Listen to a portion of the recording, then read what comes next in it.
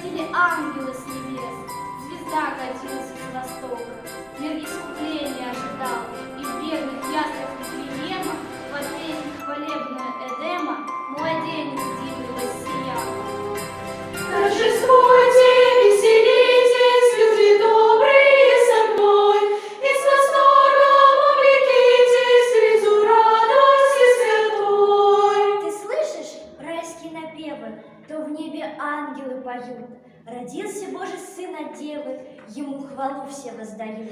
Ныне Бог родился в мире, Бог богов и царь царей, ни в короне, ни в порфире, Сын небесный Иерей. Спеши к нему, он ждет привета, как жданный гость из дальних стран. Он к нам снишел во тьму и света, он врач твоих душевных ран.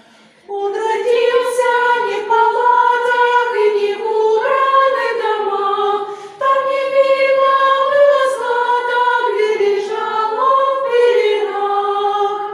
Глядись, Он весь любовью дышит. Он жизнь готов за нас отдать.